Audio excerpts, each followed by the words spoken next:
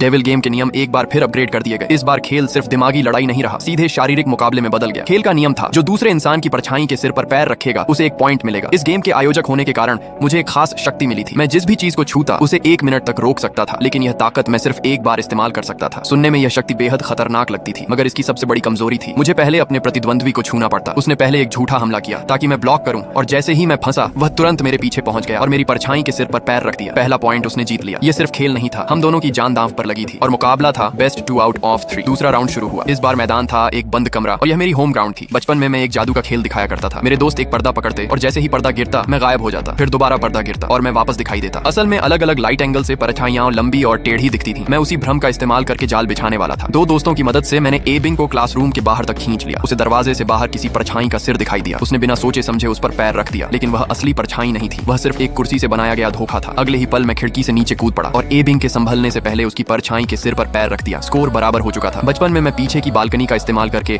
अचानक गायब होने का भ्रम पैदा करता था। अब आखिरी राउंड शुरू हुआ। इस बार माहौल और भी खतरनाक था। रोशनी जहां पड़ती सिर्फ वहीं परछाइयां दिखाई देती थी, लेकिन यही मेरी सबसे बड़ी ताकत थी। रणनीति बनाना मेरा खेल था, और सबसे अहम बात, मेरी स्पेशल शक्ति अभी तक इस्तेमाल नहीं हुई थी। लेकिन एबिंग ने चुपके से बाहरी मदद बुला ली। वह एक अनुभवी खिलाड़ी था जिसके पास 5 डेविल कीज थी। उसी समय मैं अपना जाल तैयार कर रहा था। मैंने स्टेज के पर्दे को पकड़े रस्से को काट दिया, फिर अपनी टाइम स्टॉप शक्ति का इस्तेमाल करके पर्दे को हवा में ही रोक दिया। अब ठीक 1 मिनट बाद वह पर्दा नीचे गिरेगा और सीधे एबिंग पर आ गिरेगा। उसके बाद जीतना सिर्फ समय की बात रह जाएगी। सब कुछ मेरी योजना के मुताबिक चल रहा था। मैं सही समय पर सामने आया और जानबूझकर एबिंग को अपनी तरफ खींचने लगा। जैसा मैंने सोचा था, एबिंग मेरा पीछा करते हुए ठीक पर्दे के नीचे आ पहुंचा।